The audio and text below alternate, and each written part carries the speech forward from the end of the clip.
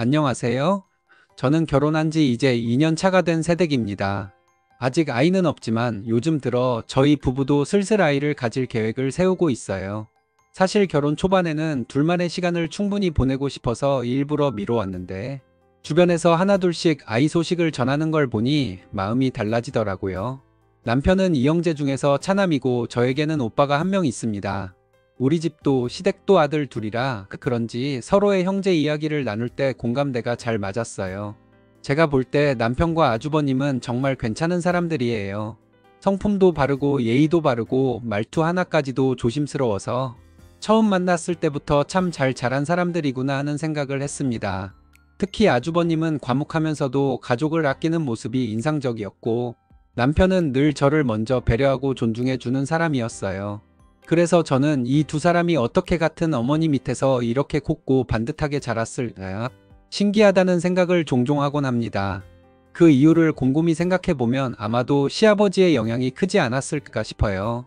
시아버지는 작년에 돌아가셨지만 제가 결혼하기 전부터 3년 정도는 종종 뵐 기회가 있었습니다. 그 3년 동안 저는 시아버지에게서 단 한 번도 화를 내는 모습을 본 적이 없었어요. 늘 온화하고 차분하고 세상이 무너져도 동요하지 않을 것 같은 고요함을 가진 분이셨죠. 식사 자리에서도 말 한마디 한마디가 무겁고 따뜻했고 저를 처음 만났을 때도 마치 오래된 가족처럼 반겨주셨습니다. 시아버지와 대화를 나누고 있으면 괜히 마음이 편안해지고 아, 이런 분이 계셨기에 남편이 저렇게 곱게 자랐겠구나 싶은 생각이 절로 들었어요. 그런 시아버지께서 돌아가셨을 때 남편이 며칠을 울던 모습이 아직도 잊히지 않습니다. 남편과 결혼을 결심하고 양가 인사를 다니던 시절 남편이 저에게 했던 말이 아직도 생생해요. 우리 엄마는 신세대야. 요즘 시어머니들하고는 다르다니까. 처음 그 말을 들었을 때 저는 솔직히 기대를 많이 했습니다. 시대가 바뀌었으니 예전처럼 며느리를 구박하거나 간섭하는 시어머니는 아니겠지 그렇게 생각했죠. 실제로 처음 두어 번 시어머니를 배웠을 때까지만 해도 남편 말이 맞다고 믿었어요. 말투도 부드럽고 제게 이것저것 물어봐 주시고 웃음도 많으셔서 아, 정말 다르긴 다르구나 싶었거든요. 그런데 시간이 지나고 시댁과의 왕래가 잦아지면서 저는 그 말이 절반은 진실이고 절반은 착각이었다는 걸 깨닫게 됐습니다.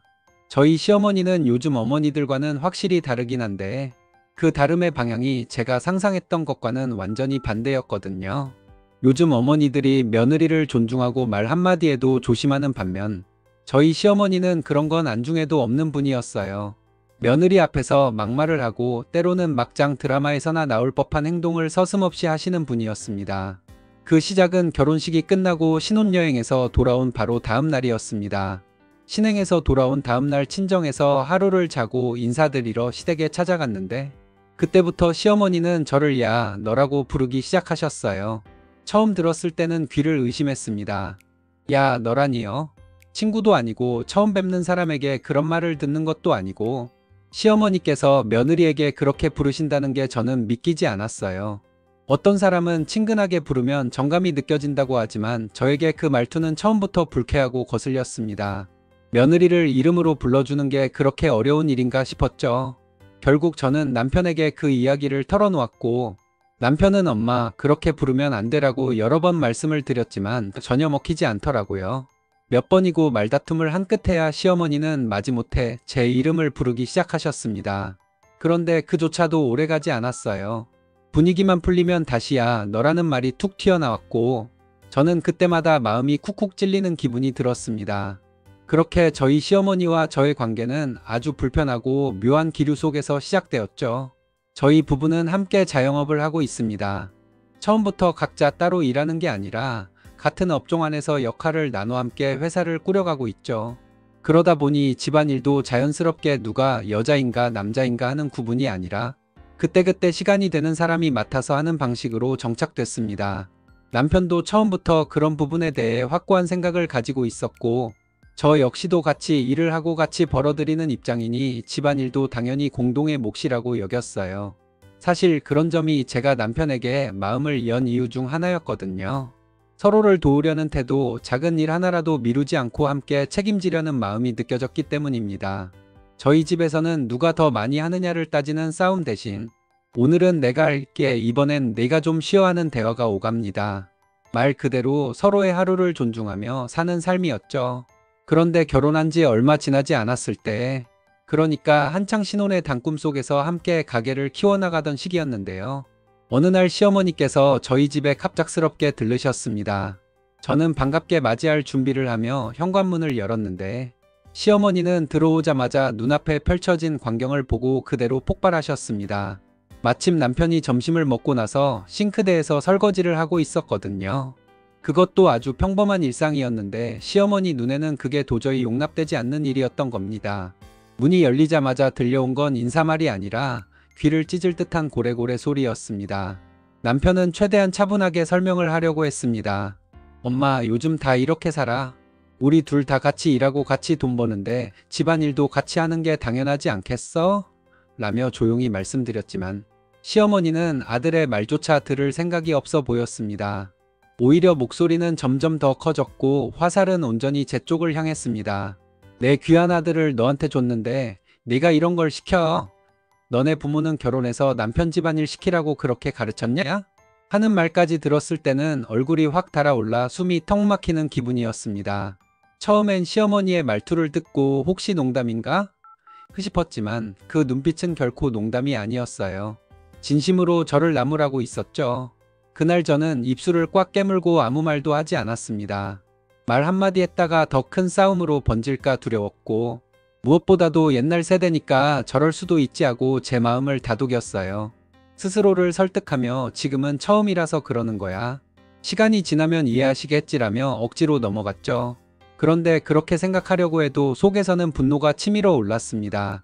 남편이 이미 다 설명을 했고 이건 저희 부부의 방식일 왜 저를 싸잡아 비난하는 건지 이해가 가지 않았거든요.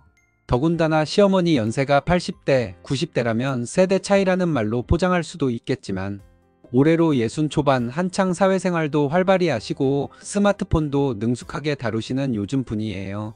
그런 분이 저런 말씀을 하시는 걸 보고 저는 그날 이후로 마음 한켠이 조금씩 무너져 내리기 시작했습니다. 이 결혼 앞으로 쉽지 않겠구나 하는 불안이 서서히 싹트기 시작한 것도 그때부터였죠. 시어머니는 한두 번이 아니라 정말 꾸준하게 기분이 좋지 않은 날이면 주변 상황이나 장소를 전혀 고려하지 않고 사람들 앞에서 소리를 지르곤 하셨습니다. 단순히 목소리가 큰 정도가 아니라 상대방이 무안할 정도로 큰 소리로 인신공격을 퍼붓는 스타일이었죠. 누구 말처럼 본인이 기분이 안 좋은 날이면 남들도 다 같이 불편해야 직성이 풀리는 분이라고 해야 할까요? 그런 모습은 처음에는 저도 너무 충격적이라 말문이 막혔습니다. 아니, 이렇게까지 하셔야 하나 싶을 정도였죠. 가끔은 마치 저를 혼내는 게 목적이 아니라 그냥 사람들 앞에서 저를 굴욕스럽게 만들고 싶으신 것처럼 느껴지기도 했습니다.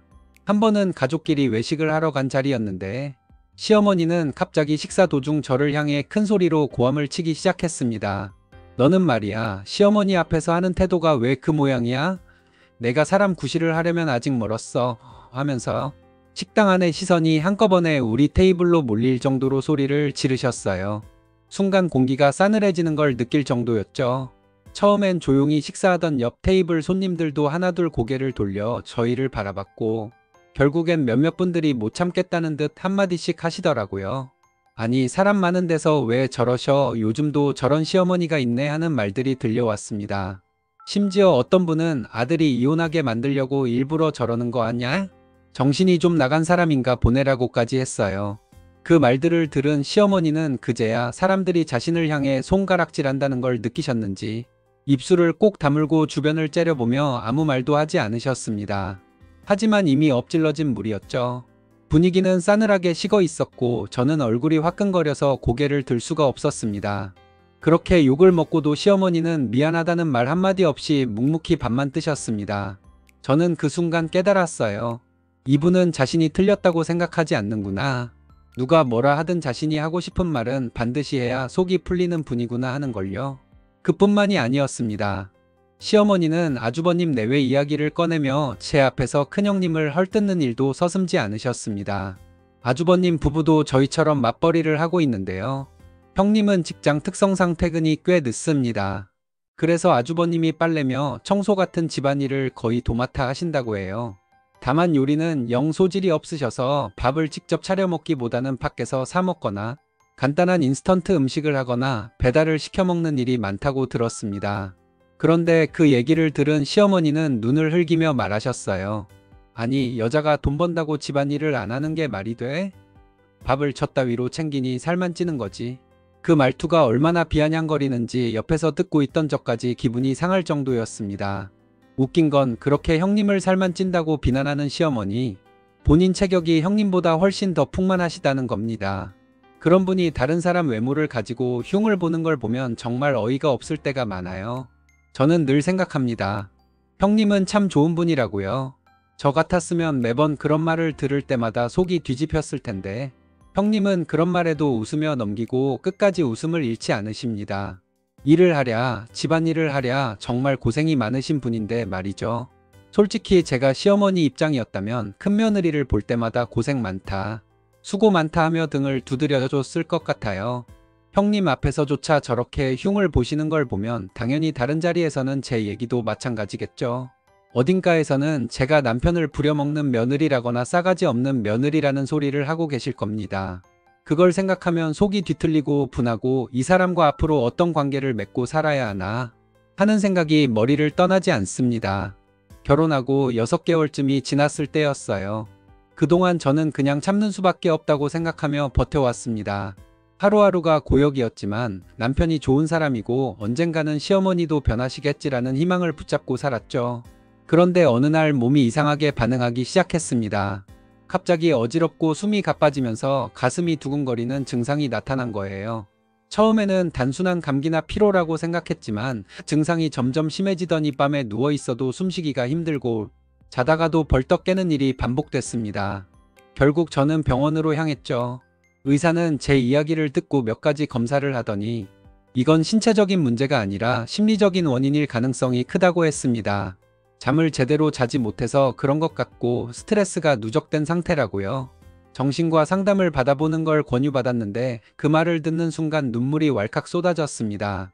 그때쯤 저는 이미 이혼이라는 단어를 머릿속에서 지워낼 수 없게 되었거든요.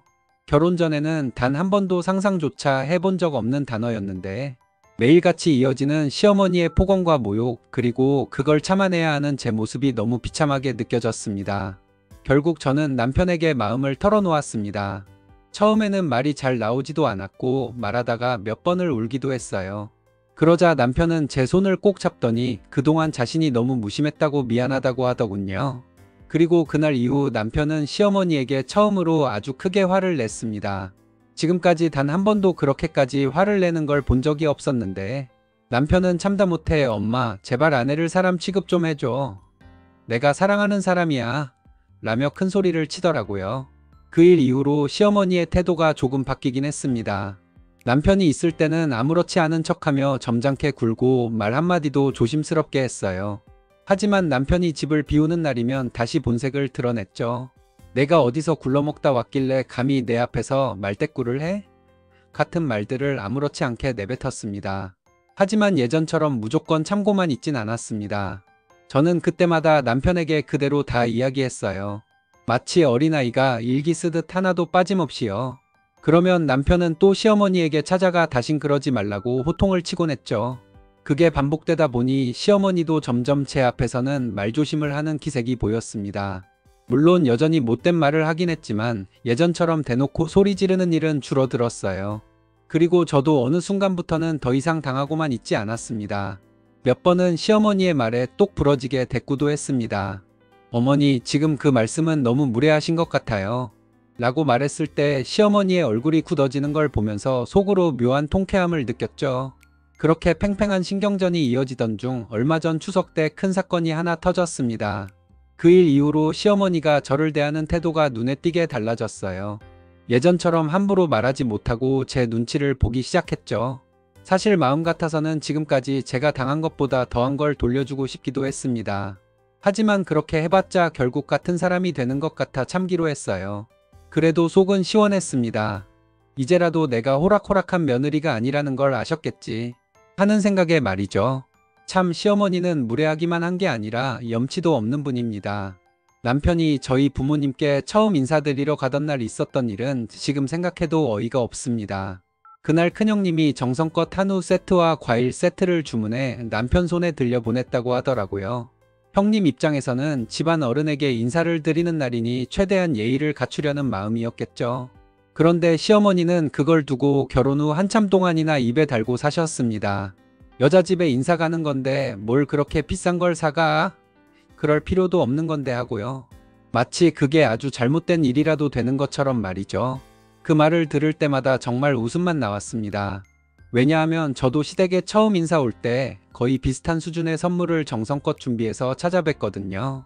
서로 예의를 다한 일일 뿐인데 자기 아들이 한 건 과한 짓이고 제가 한 건 당연한 일인 겁니다.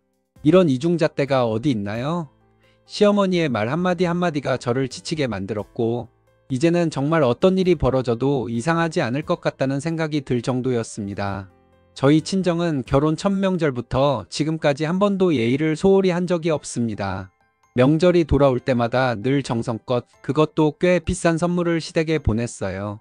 저희 새언니 친정에도 항상 똑같은 수준으로 보내는 걸로 알고 있으니 저희 집만 특별 대우를 한 것도 아니고 서로 간의 예의를 지키려는 마음이었던 거죠. 첫 명절 때만 해도 저는 아직 시댁 분위기에 익숙하지 않아 그냥 그런가 보다 했습니다.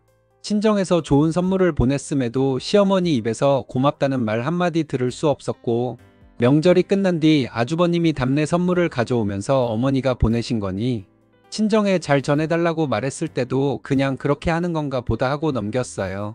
그런데 이상한 건 그 다음 명절에도 똑같은 일이 반복된다는 점이었습니다. 친정에서 선물을 보냈는데도 시어머니는 고맙다는 말 한마디 없었습니다. 더 황당했던 건 아주버님이 또다시 답례를 하려고 하자 시어머니가 그 집에서 이번에는 아무것도 안 보냈다고 거짓말까지 하셨다는 겁니다. 저는 귀를 의심했어요. 도대체 왜 저렇게까지 하시는 걸까? 자기 며느리 친정에서 보낸 선물을 일부러 없는 것처럼 말하는 이유가 뭘까? 생각하면 할수록 분노가 치밀었습니다. 그렇게 몇 번을 겪고 나니 저는 더 이상 참을 수 없었어요. 그래서 이번 추석만큼은 아예 친정에 아무것도 보내지 말라고 말씀드렸습니다. 받는 사람은 고맙다는 말도 없고 없는 척 거짓말까지 하는데 우리가 굳이 뭘 해야 하나 싶었던 거죠. 그런데 이번 추석은 좀 이상하게 흘러갔습니다. 명절이 2주도 넘게 남았는데 시어머니가 갑자기 뜬금없이 이번엔 친정에 떡을 좀 보낼까 한다고 하시는 거예요. 명장이 만드는 아주 귀한 떡을 미리 주문했다면서요. 저는 순간 당황했습니다. 왜 갑자기 이런 말을 하실까? 어쩌면 저희 친정에서 아무것도 보내지 않을까봐 신경이 쓰이셨던 걸지도 모릅니다.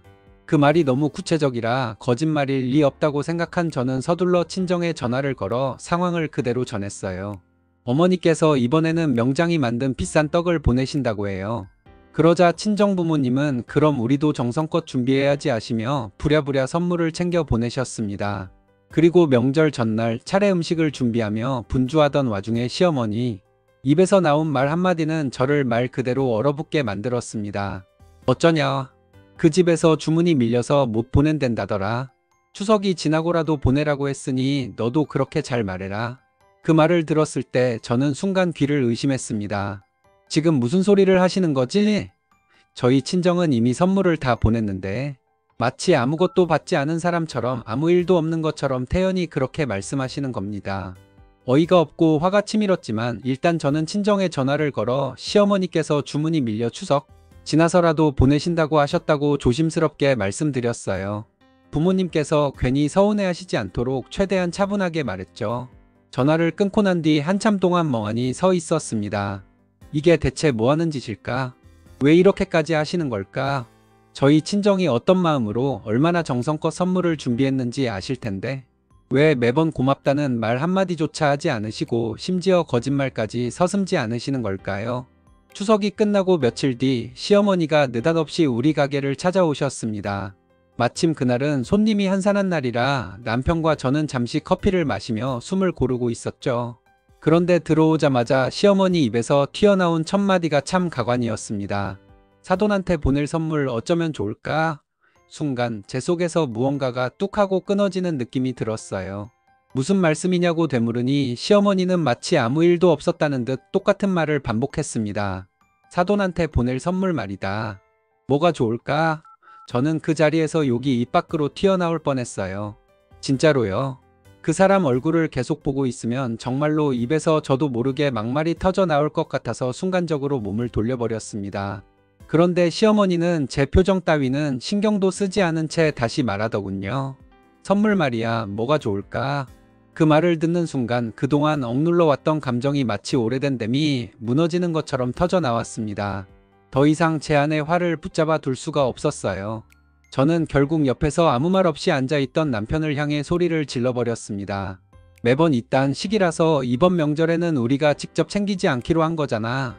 명절 때마다 우리 집에서만 선물 보내는 거 나 진짜 짜증나서 이번에는 하지 말라고 했고 당신도 알잖아. 그런데 어머니가 떡을 준비했다고 해서 내가 친정에 전화해서 선물 준비하라고 말씀드렸는데 이게 뭐야?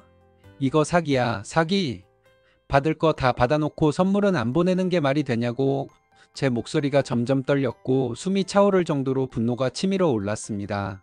말은 멈출 줄을 몰랐습니다. 그동안 쌓이고 쌓였던 억울함이 한꺼번에 쏟아져 나왔죠. 엄마가 선물 받았다는 말씀이 없길래 이상하다 했잖아. 근데 이번엔 당신이 직접 확인하겠다고 하지 않았어? 내가 확인했어야 했는데 어머니가 이렇게까지 나한테 사기를 칠 줄은 정말 몰랐어. 그게 내 잘못이다. 이건 단순히 나 하나 속인 게 아니라 우리 친정까지 싸잡아 무시한 짓이라고. 어떻게 사돈을 상대로 이렇게까지 할 수가 있어? 어떻게 당신 어머니는 우리 부모님한테까지 사기를 치냐고. 도대체 당신 외조 부모님은 딸 교육을 어떻게 시켰길래 이런 일이 벌어지냐고. 말하면서 저도 모르게 손이 부들부들 떨렸고 눈에서는 눈물이 뚝뚝 떨어졌습니다. 참을 만큼 참았고 넘길 만큼 넘겼다고 생각했는데 이건 도저히 참을 수 없는 선을 넘은 일이었어요. 단순히 저를 무시한 게 아니라 제 가족, 제 부모님을 모욕한 일이었으니까요. 그래서 저는 마침내 폭탄을 던지듯 말해버렸습니다. 당신이 선택해. 이혼을 하던지 아니면 시어머니와 인연을 끊고 살던지. 둘 중 하나야. 나는 이대로는 못 산다. 순간 가게 안공기가 얼어붙는 것 같았습니다. 남편은 아무 말도 못하고 저를 멍하니 바라봤고 시어머니는 그제야 상황이 심상치 않다는 걸 느낀 듯 말문을 잃은 채 서 있었습니다. 이번 일만 가지고 제가 그렇게 톡하게 말한 건 아니었습니다. 사실 이건 그동안 쌓이고 쌓인 것들의 폭발이었어요. 시어머니는 제가 뭐 하나만 잘못해도 그 집 가정교육이 글러먹었다느니 친정에서 며느리 교육을 어떻게 시킨 거냐느니 하면서 사람 앞에서 소리를 지르고 면박을 주셨거든요. 그 말이 얼마나 모욕적인지 아마 본인은 모를 겁니다. 남편이 그런 말 좀 하지 말라고 수차례 싸우고 화를 내도 시어머니는 잠깐 조용해졌다가 다시 똑같은 말을 반복했어요. 그러니 제 속이 곪고 골마 있었던 겁니다. 이번에 제가 폭발한 건 결국 그 모든 모욕과 무시, 멸시가 한꺼번에 터진 결과였죠. 그날 집으로 돌아와 남편과 마주 앉아 진심을 털어놓았습니다. 당신한테 그렇게 소리 지른 건 미안해. 사실은 시어머니에게 화가 난 건데 정작 시어머니 앞에선 퍼부을 수가 없어서 당신한테 터뜨린 거야. 제 말에 남편은 고개를 끄덕이며 말하더군요. 알아. 이해. 내가 아무리 엄마한테 말해도 고쳐지지 않았는데 이번엔 다를 것 같아. 그 말에 마음이 조금은 풀렸어요. 남편이 끝까지 제 편이라는 걸 느꼈거든요. 며칠 뒤 저는 시댁에 가서 시어머니께 정식으로 사과를 드렸습니다. 어머님 앞에서 남편에게 소리를 질렀던 건 분명 제 잘못이었으니까요.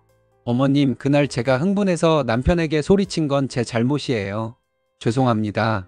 그렇게 말씀드렸더니 시어머니는 예전과는 다르게 긴장한 표정을 지으며 알겠다라고만 하셨습니다. 그 모습이 참 낯설더군요. 한때는 제게 함부로 말하던 그 입에서 처음 보는 신중함이 느껴졌습니다. 그리고 놀랍게도 그 이후로 시어머니는 저에게 못된 소리를 한마디도 하지 않았습니다. 예전처럼 가정교육이 어쩌니 부모님을 들먹이니 하는 말도 더 이상 없었고요. 솔직히 말하면 시어머니가 그동안 제게 퍼부은 톡하고 모진 말이 한두 번이 아니지만 제가 단 한 번 아주 단단히 쏟아낸 그 한마디가 그녀의 기세를 꺾어 놓은 것 같았어요.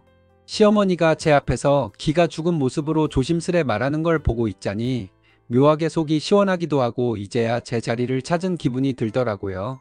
물론 생각해보면 저도 가정교육 운운하며 독한 말을 한 못된 며느리일지도 모릅니다. 하지만 저를 여기까지 몰아붙인 게 누구였는지를 생각하면 그 말 한마디가 제 자존심을 지키기 위한 마지막 방어였다고 말하고 싶어요. 그래서 결심했습니다. 이제 친정에는 절대 시댁에 선물 보내지 말라고 했습니다. 남편도 그 결정에 동의했고요. 반대로 시어머니가 저희 친정에 무언가를 보내겠다고 해도 절대 받지 않을 생각입니다. 더 이상 불필요한 예의로 서로 상처 주지 않고 깔끔하게 선 긋고 살 거예요.